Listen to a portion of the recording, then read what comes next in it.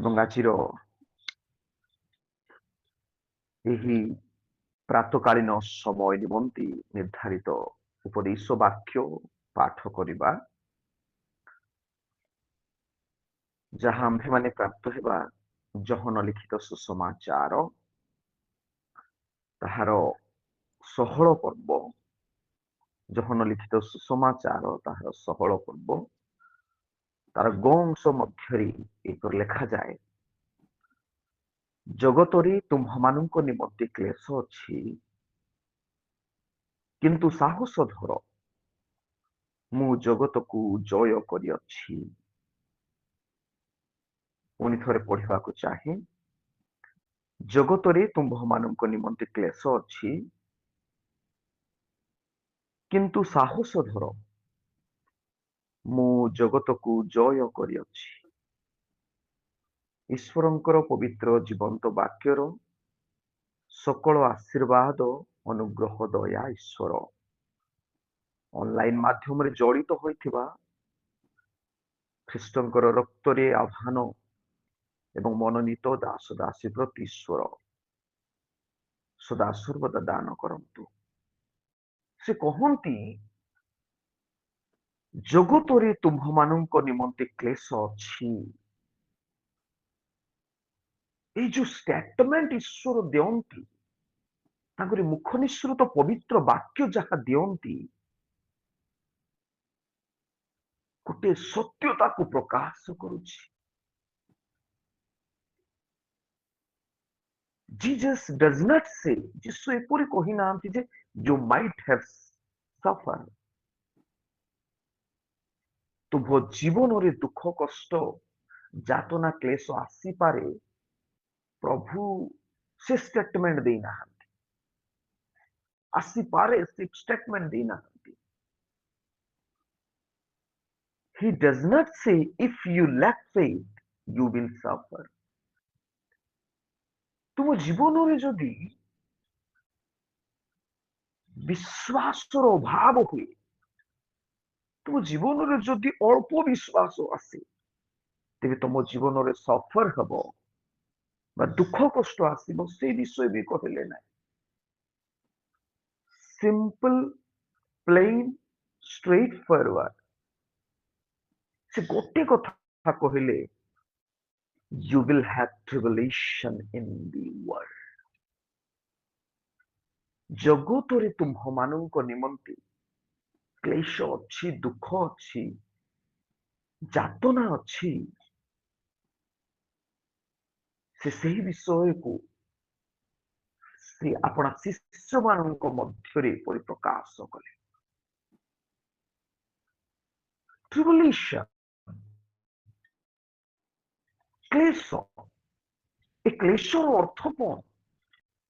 କ୍ଲେଶର ଅର୍ଥ it is a pressure, ଦୁଃଖ କଷ୍ଟ କ୍ଲେଶ ଯାତନା, ଗୋଟେ ମାନେ ଜୀବନର ଗୋଟେ ପ୍ରେସରକୁ ପ୍ରକୃତରେ ଆମେ ଗୋଟେ କ୍ଲେଶ ବୋଲି ଆମେ କହିବା। ଗୋଟେ ଦୁଃଖ ଗୋଟେ ଜୀବନରେ, ଯାହା ଜୀବନରେ ପ୍ରେସର ଅଛି, ନିଶ୍ଚୟ ତା ଜୀବନରେ କଣ ଅଛି? ଦୁଃଖ ଅଛି।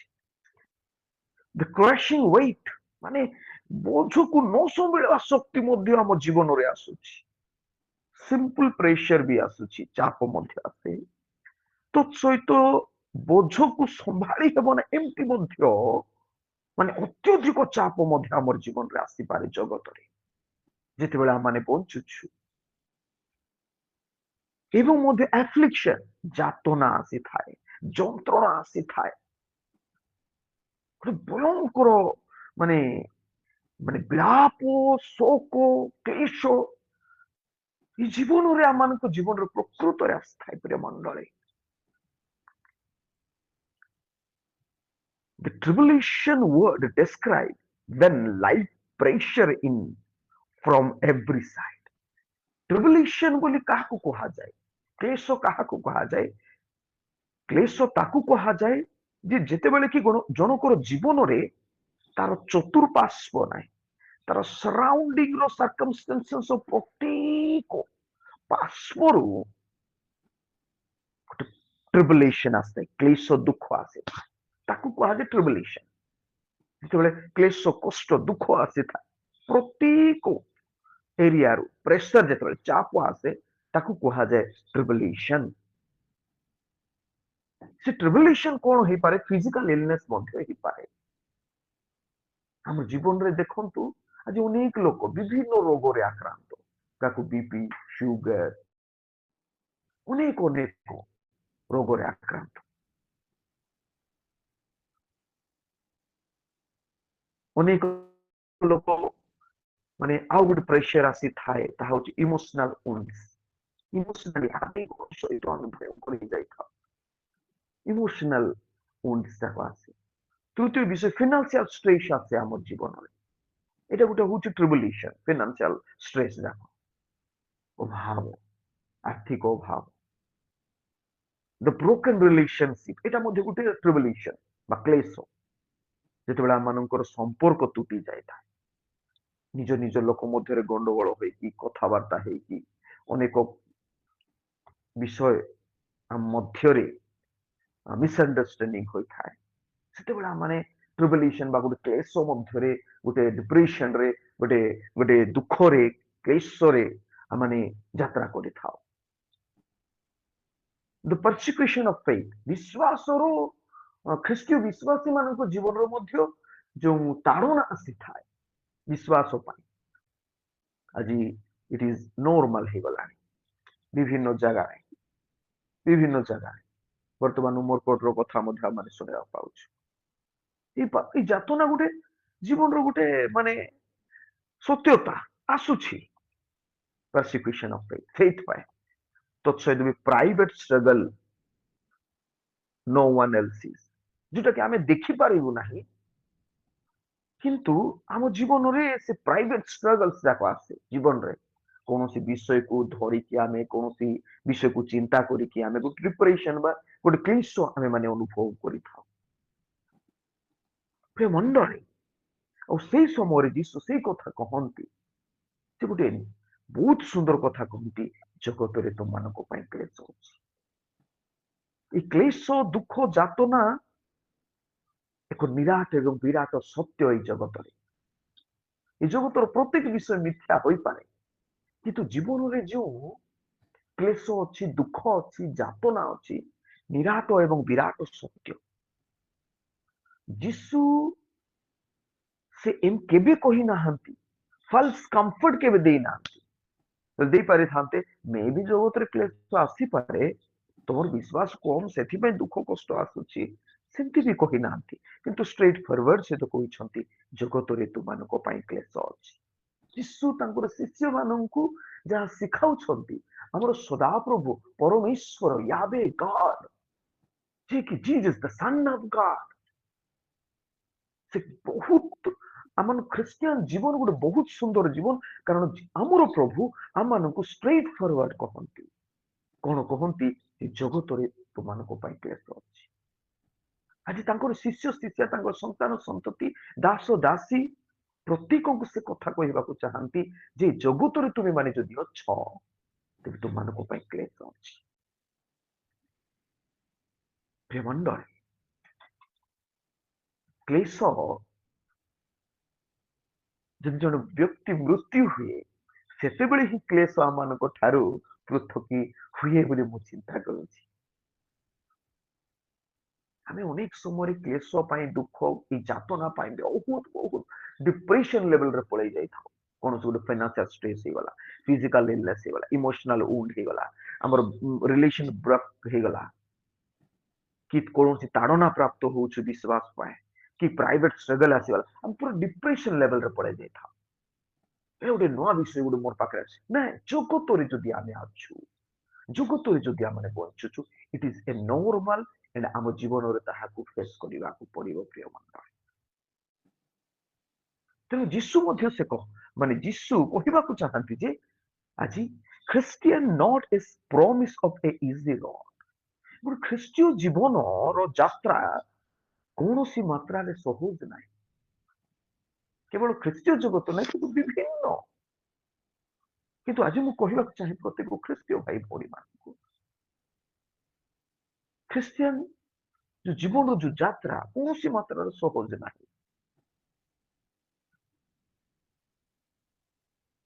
कि गोटे इजी रोड बोली ताको कहा जिबा it is a hard road, बहुत कठिन माने एटा माने रोड एटा। ख्रीष्टीय जीवन गोटे फल्स प्रतिज्ञा स्थापित नुहे। यीशु फल्स प्रतिज्ञा मिसा करूना, बहुत सुंदर कथा कहउछंती। फल्स कथा किछि कहउनांती, कहले जगत रे तुम मानको पई क्लेश अछि। आपण शिष्य मानको कहउछंती ता प्रेमंडले ख्रीष्टीय जीवन गोटे हार्ड रोड सदृश अटे। एते आम यात्रा एते सहज ना। आपण माने देखिबे बाइबल रे ख्रीष्टीय जीवन रो यात्रा एते किछि सहज नाही। प्रिय मंडली गोटे सहज यात्रा नुहे। आपण माने शिष्य मानको देखंतु, शिष्य मानकर जीवन रे केते दुख, केते कष्ट, केते समस्या। यीशु मृत्युर पूर्वर कथा से परिप्रकाश करते।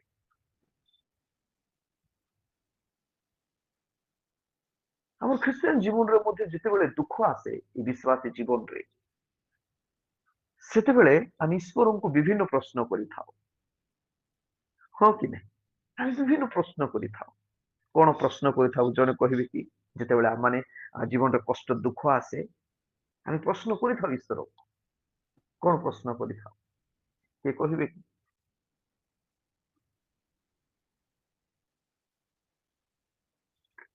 मु कहया चाहे प्रिय मंडल, प्रश्न हेलो करिथाउ इज गॉड। हाँ कहंतु प्लीज। ସେତେବେଳେ ଆମେ ଭାବିଥାଉ ପ୍ରଭୁ ତୁମ ପାଇଁ ମୁଁ ଏତେ କାମ କରୁଛି, ତୁମକୁ ଏତେ ମୁଁ ବିଶ୍ୱାସ କରୁଛି, ମୋ ପାଇଁ କାହିଁକି ତୁମେ ପ୍ରଭୁ ଏତେ ଦୁଃଖ କଷ୍ଟ ଦଉଛ, ମୁଁ କଣ ଭୁଲ କଲି, ଏଇ ସବୁ ଆମ ମନରେ ଆସିଥାଏ। ଆଉ ଯଦି आस्था है, राइट। ये प्रश्न आसी थाए। द्वितीय भी प्रश्न आस्था है, इज गॉड पनिशिंग मी? प्रश्न आम जीवन आसे कौन ईश्वर मते दंड दौरान कि? मो जीवन ईश्वर दंड दौरान कि? ये प्रश्न आसी थाए, did I do something wrong? मु किछि भूल काम कली कि? ईश्वर को विरुद्ध रे मु कौन भूल काम कली कि मोर जीवन रे एमती दुख कष्ट आसु? मध्य व्हाई इज थिंग्स हैपनिंग? काहे कि मोर जीवन रे एमती विषय घटुछि? ये प्रश्न आसी थाए। आइबो जीवन रे मध्य आस्थिला प्रिय मंडली। आइबो जीवन रे मध्य ये प्रश्न आस्থায়, प्रभु मु तुमको प्रश्न करी, तुम मत उत्तर दियो, मु कौन भूल काम करली? मु गोटे धार्मिक ईश्वर भयकारी से मैंने चिंता करुली गोटे राइचियस जीवन रे ही, गोटे धार्मिक जीवन रे ही कौन आसीबो दुख कष्ट आसीबो, सेमती से माने चिंताधारा थिला जिहुदी मानकर। किंतु ईश्वर सेठी परिप्रकाश करूछंती नो, जगत मध्य रे से धार्मिक हो कि अधार्मिक हो, से दुष्ट हो कि संत हो, से जेमिति लोक भी हो, किंतु जगत रे तुम मानको पाई क्लेश अछि। मंडले जीशु सेथि पाए से कहंती जे ईश्वरंकर ये अभिशप्त जगत रे दुख क्लेश जातना यह जीवन रो गोटे अंश अटे। आदि पुस्तक 2 पर्व रे एक पवित्र जगत थाए, गोटे धार्मिक जगत। ये धार्मिक जगत रे आदम एवं हवा जहाँ ईश्वर कही ता विरुद्ध रे से माने काम करे। ईश्वर ये जगत को से अभिशाप देते। जीवन रे दुख कष्ट आसीबो, तोर मुखर झाड़ रे तुम आहार करिबो। एवं इवन हवांको मध्य से अभिशाप देले, जातनार कष्टर अभिशाप देले। प्रेमंडले आज से मु तुमको कहवाक चाहे जगत रे क्लेश अछि, कारण प्रभु कहा से निरूपण करिसंती। Suffering is not comes by weak faith.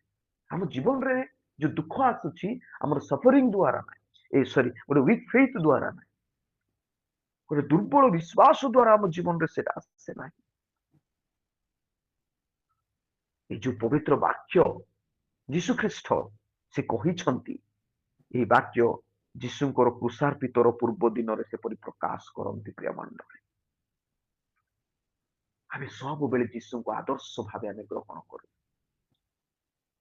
ଯୀଶୁଖ୍ରୀଷ୍ଟ ଜୀବନରେ ମଧ୍ୟ ଏହି ପ୍ରକାର ଦୁଃଖ କ୍ଲେଶ ଯାତନା ଆସିଥାଏ।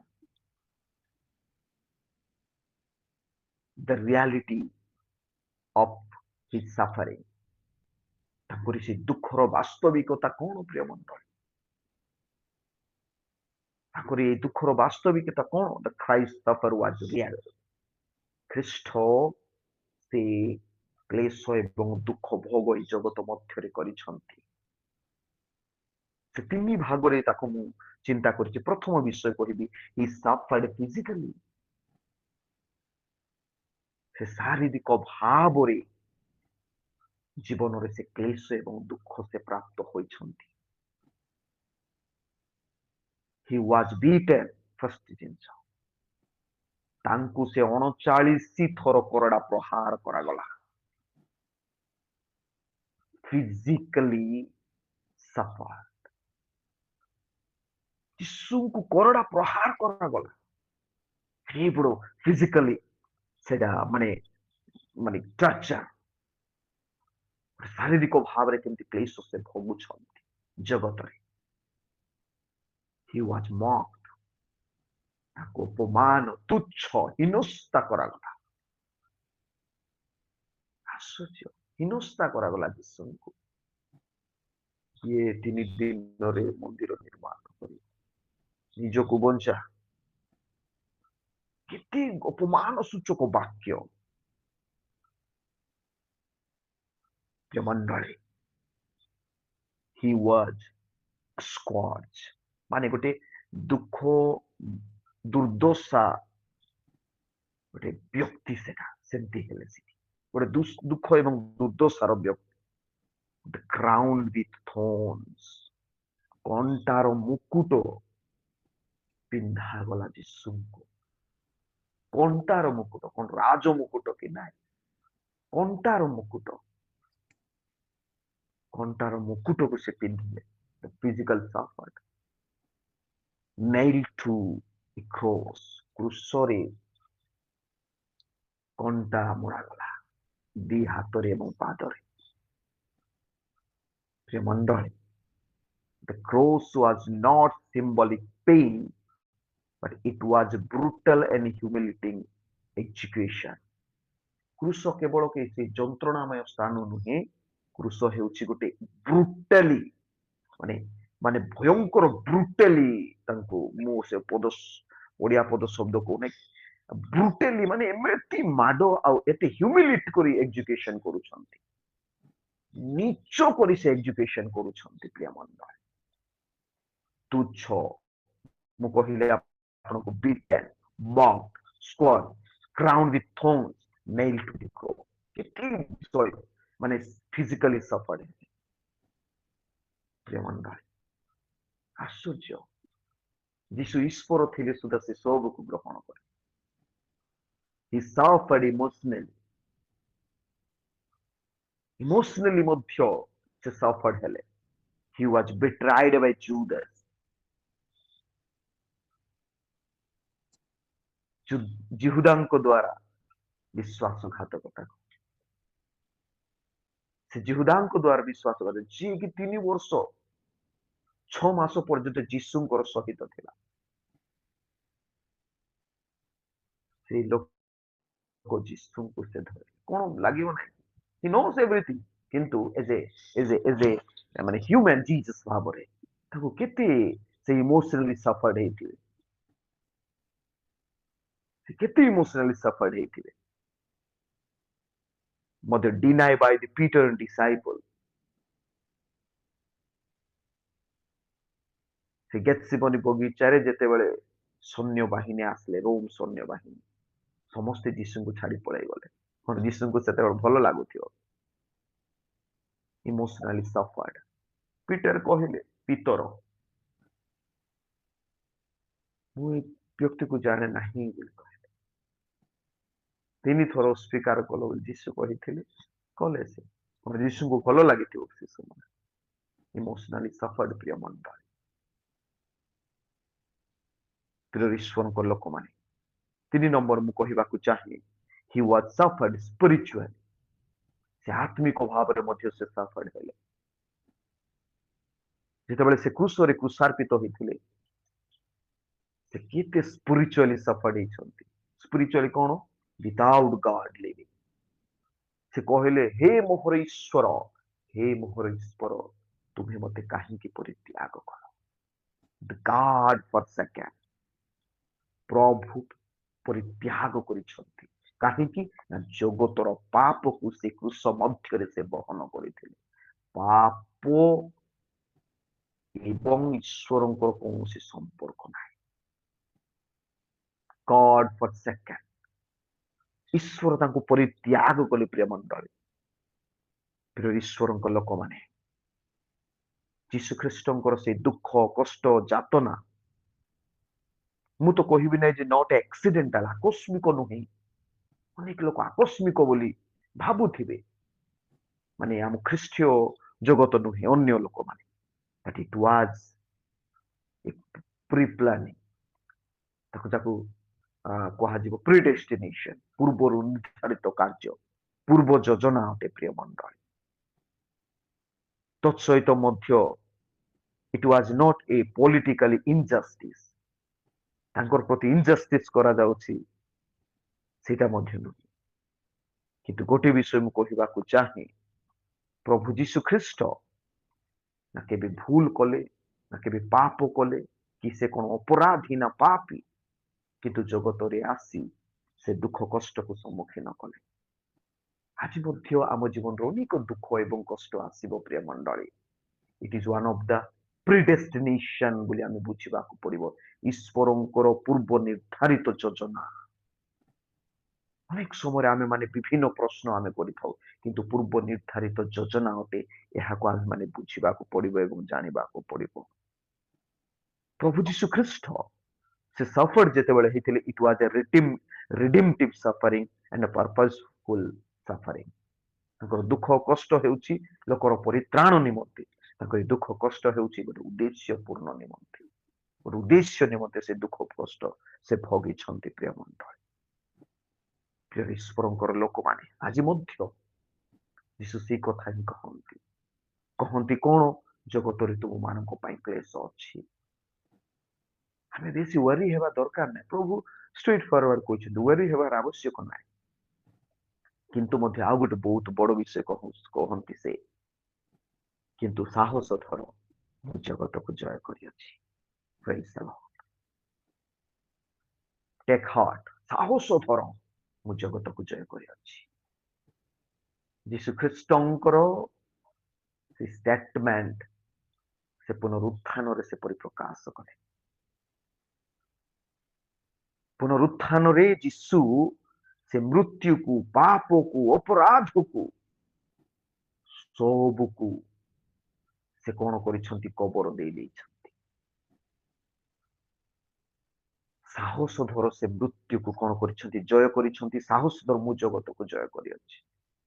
ତାଙ୍କର ପୁନରୁତ୍ଥାନରେ ସେ ପରିପ୍ରକାଶ କଲେ। ପ୍ରିୟ ମଣ୍ଡଳୀ, ପ୍ରିୟ ଈଶ୍ୱରଙ୍କର ଲୋକମାନେ, ଆମେ ପବିତ୍ର ଶାସ୍ତ୍ରାଂଶରେ ବାଇବଲରେ ଆମେ ଦେଖୁ, ଆଇବଙ୍କ ଜୀବନରେ ମଧ୍ୟ, ଆଇବ ମଧ୍ୟ ଈଶ୍ୱର ଭୟକାରୀ, ସରଳ, କୁକ୍ରିୟା ତ୍ୟାଗୀ ଥିଲେ। ହେଲେ ବି ତାଙ୍କ ଜୀବନରେ କ୍ଲେଶ, ଦୁଃଖ, କଷ୍ଟ ଆସିଲା।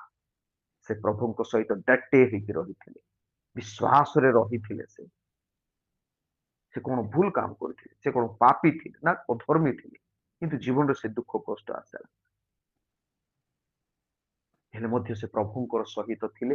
ଆଉ ପ୍ରଭୁ ସେ ବିଶ୍ୱାସ ସାହସର ସହିତ ଯେତେବେଳେ ଥିଲେ, ପ୍ରଭୁ ତାକୁ ଭୟଙ୍କର ଆଶୀର୍ବାଦ, ଡବଲ ଡବଲ ଆଶୀର୍ବାଦ କଲେ। ଧନରେ, ସମ୍ପତ୍ତିରେ, ମାନ ସମ୍ମାନରେ, ପ୍ରତ୍ୟେକ ବିଷୟରେ ସେ ଡବଲ ପାଇଲେ। ମୁଁ କହିବାକୁ ଚାହେଁ, suffering is not a permanent, eat is a temporary. କେତେ ଦିନ ପାଇଁ, କେତେ ସମୟ ପାଇଁ, ସେ କ୍ଷଣିକ ସମୟ ପାଇଁ। ଆମେ ବେଶୀ ୱରି ହେବାର ଆବଶ୍ୟକ ନାହିଁ। କିନ୍ତୁ ସେହି ଯୋଉ ସଫରିଂ ପରେ, ସେ କଷ୍ଟ, ଦୁଃଖ, ଯନ୍ତ୍ରଣା ପରେ ଈଶ୍ୱର ଆମ୍ଭ ମାନଙ୍କୁ କଣ ଏକ ପୁରସ୍କାର ରଖିଛନ୍ତି। ଆମେ ଗୋଟେ ସୁନା ପରି, ଆମେ ନିଆଁରେ ପକେଇଲା ଭଳିଆ, ସେଇଟା ନିଆଁରେ ସବୁବେଳେ ସୁନା ରହିବ ନାହିଁ, କିନ୍ତୁ ଅଳ୍ପ ସମୟ ତାକୁ ପ୍ୟୁରିଫାଇ କରିବେ, ପୁଣି ଥରେ ମାନେ ଆମେ କାଢିଥାଉ। ଠିକ ସେହିପରି ଆମମାନଙ୍କୁ ମଧ୍ୟ ଖ୍ରୀଷ୍ଟ ସେଇ ପ୍ରକାର କରନ୍ତି। ଦୁଃଖ କଷ୍ଟ ଯାତନା ସମୟରେ ଆମେ ଈଶ୍ୱରଙ୍କ ସହିତ ରହିବା, ଯେମିତିକି ଆୟୁବ ରହିଲେ।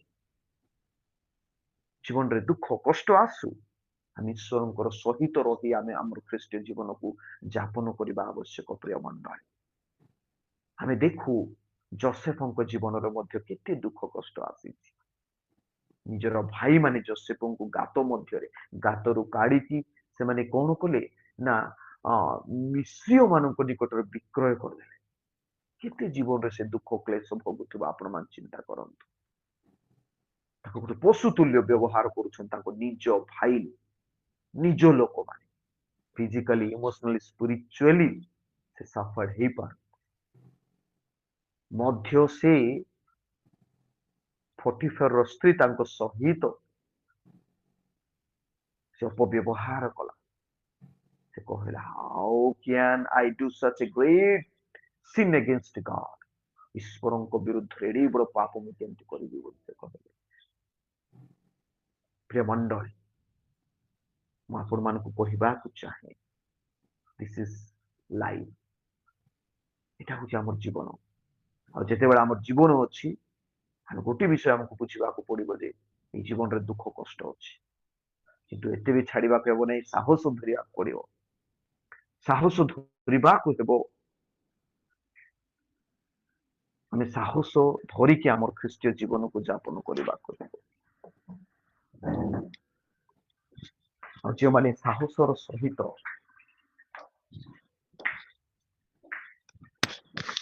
ଜୀବନ ଅତିବାହିତ କରିବି, ସେଇ ସବୁଠାରୁ ସେମାନଙ୍କୁ ଉଦ୍ଧାର କରିବେ। ପ୍ରିୟ ମଣ୍ଡଳୀ, ଈଶ୍ୱର ସବୁଠାରୁ ସେମାନଙ୍କୁ ଉଦ୍ଧାର କରିବେ। ମଧ୍ୟ କୁହାଯାଏ ପିତରଙ୍କର ପାଉଲ ଏବଂ ଶିଲାଙ୍କ ଜୀବନରେ ମଧ୍ୟ ଆପଣମାନେ ଦେଖିଲେ, ତାଙ୍କ ଜୀବନରେ ମଧ୍ୟ କେତେ ବଡ ସମସ୍ୟା ଆସିଥିଲା। ପ୍ରାର୍ଥନା କଲେ ଆଉ ସେଠରୁ ସେମାନେ ଉଦ୍ଧାର ପ୍ରାପ୍ତ କଲେ। ଏଠି ଲେଖାଯାଏ, ଯୀଶୁ ଯଦି 33 ପଦ ପ୍ରଥମ ଅଂଶରେ ଅଛି, ତୁମେ ମାନେ ଯେପରି ମୋ ଠାରେ ଶାନ୍ତି ପ୍ରାପ୍ତ ହୁଅ। ଯେତେବେଳେ ଦୁଃଖ କଷ୍ଟ ଆସେ, ସେତେବେଳେ ଭାବନ୍ତୁ ନାହିଁ ଗଡ୍ ଫର୍ ସେକେଣ୍ଡ ଈଶ୍ୱର ମତେ ଛାଡିଦେଲେ ବୋଲି। ସେହି ଦିନ ଅବ୍ରାହମକୁ ବି ଛାଡି ନାହାନ୍ତି, ସେଦିନ ଯୋସେଫକୁ ଛାଡି ନାହାନ୍ତି, ସେଦିନ ପାଉଲ ଶିଲାଙ୍କୁ ଛାଡି ନାହାନ୍ତି, ପିତରଙ୍କୁ ଛାଡି ନାହାନ୍ତି। ବାଇବଲରେ ଯେତିକି ଜଣ ମଧ୍ୟ ଦୁଃଖ ଭୋଗ କଲେ, ଈଶ୍ୱର ସେମାନଙ୍କୁ ଛାଡି ନାହାନ୍ତି। ଈଶ୍ୱର ସେମାନଙ୍କର ସହିତ ଥିଲେ। ସେଇଟା ହିଁ ଆମମାନଙ୍କ ପାଇଁ ବଡ ଶାନ୍ତି। ସଫରିଂ ଇଜ ନର୍ମାଲ, ବଟ୍ ଗଡ୍ ଆମମାନଙ୍କ ସହିତ ଅଛନ୍ତି, ଦାଟ୍ ଇଜ ଏନଫ୍ ଫର୍ ଆସ୍। ଆମମାନଙ୍କ ପାଇଁ ତାହା ଯଥେଷ୍ଟ ଅଟେ ବୋଲି ମୁଁ ଚିନ୍ତା କରେ। ପ୍ରିୟ ମଣ୍ଡଳୀ, ଈଶ୍ୱରଙ୍କର ଲୋକମାନେ, ତେଣୁ ଆଜି ଆମେ ସମସ୍ତେ ଏହି ଦୁଃଖଭୋଗକାଳୀନ ସମୟ ମଧ୍ୟରେ ଆମେ ଅଛୁ। এই ଦୁଃଖକାଳୀନ ସମୟରେ, ସବୁଦିନ ଏଇ ଦୁଃଖଭୋଗକାଳୀନ ସମୟ ଯେ ଆମମାନଙ୍କର ଚର୍ଚ୍ଚ ଏରାରେ ରହିବ କି ଚର୍ଚ୍ଚ କ୍ୟାଲେଣ୍ଡରରେ ହେବ ତାହା ନୁହେଁ। ଦୁଃଖ ଭୋଗ ପରିପୂର୍ଣ୍ଣ ଉତ୍ଥାନ ଅଛି। ଏ ବିଶ୍ୱାସରେ ଆମମାନେ ଆଗକୁ ବଢିବାକୁ ପଡିବ। ଜୀବନରେ ଦୁଃଖ ଆସୁ, କଷ୍ଟ ଆସୁ, ଯାହା ମଧ୍ୟ ଆସୁ, ଇଟ୍ ଇଜ ଆୱାର ନର୍ମାଲ ବୋଲି ଆପଣ ଭାବନ୍ତୁ। ଏହା ହେଉଛି ଆମମାନଙ୍କ ପାଇଁ ଗୋଟେ ସାଧାରଣ। ପ୍ରଭୁଙ୍କ ସହିତ ରୁହନ୍ତୁ, ପ୍ରଭୁ ହିଁ ଆମମାନଙ୍କୁ ଶାନ୍ତି ଦେବେ, ସାନ୍ତ୍ୱନା ଦେବେ, ଶକ୍ତି ଦେବେ, ତାକୁ ସମ୍ମୁଖୀନ କରିବା ନିମନ୍ତେ ବଳ ଆମମାନଙ୍କୁ ଦାନ କରିବେ। ପ୍ରିୟ ମଣ୍ଡଳୀ, ଶେଷରେ ଗୋଟେ କାହାଣୀ କରିକି ମୁଁ ଆପଣମାନଙ୍କୁ ସମାପ୍ତ କରିବାକୁ ଚାହେଁ। ଦିନେ ଜଣେ ବ୍ୟକ୍ତି, ବହୁତ ଧନୀ ଲୋକ, ତାଙ୍କ ପାଖରେ ଚାକିରି ଅଛି, କାର ଅଛି, ଗାଡି ଅଛି, ଘର ଅଛି, ତାଙ୍କରି ସୁନ୍ଦରୀ ପୁଅ ଝିଅ ମାନେ ଅଛନ୍ତି, ତାଙ୍କର ୱାଇଫ ଅଛନ୍ତି, ବହୁତ ଖୁସି ଆନନ୍ଦର ସହିତ ସେ ଜୀବନ ଯାପନ କରୁଥିଲେ। କିନ୍ତୁ ୱିଦିନ୍ ଦି ଟାଇମରେ ସେ ପୁରା ଡିପ୍ରେସନ ଲେଭେଲରେ ଯାଉଛନ୍ତି। ବହୁତ ଚିନ୍ତିତ, ଭାରାକ୍ରାନ୍ତ ହେଇଗଲେ। ଦେଖିଲେ ତାଙ୍କର ସ୍ତ୍ରୀ ଆଉ କହିଲେ ଯେ ତମ ପାଇଁ ଗୋଟେ କାଉନସେଲର ଗୋଟେ ଦରକାର ଅଛି, ଯିଏକି ତମକୁ ପରାମର୍ଶ ଦେବ, ସେମିତି କାଉନସେଲର ପାଖରେ ଗଲେ ଭଲ ବୋଲି। ଆଉ ସେ ଠିକ ବୋଲି ଭାବିଲା, ହଁ ମତେ ନିଜେ ଡିପ୍ରେସନ ଲେଭେଲରେ ଯାଉଛି, କାଉନସେଲର ପାଖରେ ଯିବାର ଅଛି ବୋଲି। କାଉନସେଲର ପାଖରେ ଯେତେବେଳେ ଗଲେ, କାଉନସେଲର ଦେଖିଲେ, ଜାଣିଲେ, କଣ ହେଲା ପଚାରିଲେ। କାଉନସେଲର କହିଲେ ଯେ ମୋ ପାଖରେ ସବୁ ଅଛି କିନ୍ତୁ ମୋର ପାଖରେ ଡିପ୍ରେସନ ଅଛି, ଦୁଃଖ କଷ୍ଟ ଯାତନା ଅଛି। ମୋର ପୁଅ ଝିଅ ମାନଙ୍କ ପାଇଁ ଟେନସନ ଅଛି, ଫିନାନ୍ସିଆଲ ଷ୍ଟ୍ରେସ୍ ଅଛି, ଫିଜିକାଲ ଇଲନେସ ଅଛି, ମୁଁ ବେଶୀ ଡିପ୍ରେସନ ଲେଭେଲ ରେ ଯାଉଛି ତୋ ଦ୍ୱାରା ବୋଲିକି।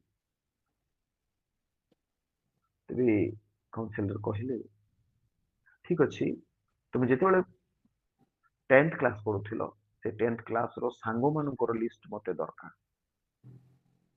ତେବେ ସେ ଠିକ ଅଛି ବୋଲିକି ସାଙ୍ଗ ମାନେ ସ୍କୁଲ କୁ ଗଲେ, ସ୍କୁଲ କୁ ଯାଇକି ରିକ୍ୱେଷ୍ଟ କଲେ, ସେଠୁ ଫଟୋ କାଢିକି ଆଣିକି କାଉନସିଲ ପାଖରେ ଦେଲେ, ଏଇଠି ମୋର 10th କ୍ଲାସ ର ସାଙ୍ଗମାନେ 50 ଜଣ ଅଛନ୍ତି, ଠିକ ଅଛି 50 ଜଣକୁ ଆପଣ 2 ମାସ 3 ମାସ ବିତି ଯାଉ, ଆପଣ ମିଶନ୍ତୁ ବୋଲି କହିଲେ। ସେ 3 ମାସ ପର୍ଯ୍ୟନ୍ତ ତାଙ୍କ ସାଙ୍ଗ ସହିତ ମିଶିଲେ। ଅନେକ ସାଙ୍ଗ ଏ ଜଗତରେ ନଥିଲେ, ସେମାନେ ମୃତ୍ୟୁବରଣ କରିଥିଲେ। ଅନେକ ସାଙ୍ଗର ଡିଭୋର୍ସ ହେଇଯାଇଥିଲା, ତାଙ୍କ ସ୍ତ୍ରୀଙ୍କ ସହିତ ଡିଭୋର୍ସ ହେଇଯାଇଥିଲା। ଅନେକ ସାଙ୍ଗ ଏ ଜଗତର ମୋହ ମାୟା ଲାଳସା ମଦ ପାନରେ ବ୍ୟତୀତ ମାନେ ରହିଗଲେ, ଯେମାନେ କି କଥା ହେବାର ମଧ୍ୟ ସକ୍ଷମ ମାନେ ସେମିତି ହୋଇଥିଲେ। ଅନେକ ଲୋକ ଅନେକ କାର୍ଯ୍ୟରେ ବ୍ୟସ୍ତ ହୋଇ ରହିଥିଲେ। ସେତେବେଳେ 50 ଜଣଙ୍କର ସବୁ ଲିଷ୍ଟ ନେଇକି କାଉନସିଲ ପାଖରେ ଗଲେ। କାଉନସିଲ ପାଖରେ କହିଲେ, ମହାଶୟ ମୁଁ ଦେଖିଲି, ମୁଁ ଭାବୁଥିଲି ମୋର ଲାଇଫରେ ମୋର ହିଁ ବଡ ବଡ ବଡ ସମସ୍ୟା, ମୋର ଜୀବନରେ ହିଁ ଦୁଃଖ କଷ୍ଟ ଆସୁଛି, କିନ୍ତୁ ମୁଁ ମୋ ସାଙ୍ଗମାନଙ୍କ ପାଖରେ ଯେତେବେଳେ ମୁଁ ଗଲି, ଅନେକ ଲୋକ ମୃତ୍ୟୁବରଣ କଲେ, ଅନେକ ଲୋକଙ୍କର ଡିଭୋର୍ସ ହେଇଗଲା, ଅନେକ ଲୋକ ମଦ୍ୟପାନ ଦ୍ଵାରା ନିଜ ଜୀବନକୁ ନଷ୍ଟ କରୁଛନ୍ତି। ତାଙ୍କ ତୁଳନାରେ ମୋ ଜୀବନ ବହୁତ ଭଲ ଅଛି, ତାଙ୍କ ତୁଳନାରେ ମୋର ଜୀବନ ବହୁତ ଭଲ ଅଛି ବୋଲି ସେଇ ଦିନରୁ ସେ ଡିପ୍ରେସନ ଲେଭେଲରୁ ନିଜକୁ ମୁକ୍ତ କଲେ। ମୁଁ କହିବାକୁ ଚାହେଁ, ଆଜି ମଧ୍ୟ ଆମେ ଅଳ୍ପ ଅଳ୍ପ ସମୟରେ ଯେତେବେଳେ ଦୁଃଖ କଷ୍ଟ ଆସିବ, ଆମେ ଅନେକ ସମୟରେ ଭାବୁଥିବୁ ପ୍ରଭୁ ମତେ ଛାଡିଦେଲେ, ପ୍ରଭୁ ମତେ ପାନିଶ ଦଉଛନ୍ତି, ବା ପ୍ରଭୁ ମତେ କଣ କରୁଛନ୍ତି ନା ପ୍ରଭୁ ମତେ କିଛି ଗୋଟେ ଭୁଲ କଲି ସେଥିପାଇଁ ଦଣ୍ଡ ଦଉଛନ୍ତି ବୋଲି ଆମେ ଭାବୁଥିବୁ। ନାଇଁ ପ୍ରିୟ ମଣ୍ଡଳୀ, ଏହା ଜୀବନର ଗୋଟେ ଅଂଶ ଅଟେ, ଦୁଃଖ କଷ୍ଟ ଯାତନା। କିନ୍ତୁ ଆମେ ସବୁବେଳେ ପ୍ରଭୁଙ୍କ ଠାରେ ରହିବା, ପ୍ରଭୁଙ୍କ ଠାରେ ବିଶ୍ୱାସ କରି ଆମର ଖ୍ରୀଷ୍ଟ ଜୀବନ ଯାପନ କରିବା, ତେବେ ଏଇ ଜଗତରେ ଆମମାନଙ୍କ ପାଇଁ କ୍ଲେଶ ହେଲେ ସୁଦ୍ଧା ସାହସ ଧରିବା ଏଇ ଜଗତକୁ ଆମେ ମଧ୍ୟ ଜୟ କରିପାରିବା। ପ୍ରଭୁଙ୍କର ପବିତ୍ର ଜୀବନ୍ତ ବାକ୍ୟର ସକଳ ଆଶୀର୍ବାଦ ଅନୁଗ୍ରହ ଦୟା ପ୍ରଭୁ ଅନଲାଇନ ମାଧ୍ୟମରେ ଜଡ଼ିତ ହୋଇଥିବା ପ୍ରତ୍ୟେକ ଭାଇ ଭଉଣୀ ମାନଙ୍କ ପ୍ରତି ଏବଂ ଆମ ସମସ୍ତଙ୍କ ପ୍ରତି ସଦା ସର୍ବଦା ବର୍ତ୍ତି ରହୁ। ଆମେନ୍।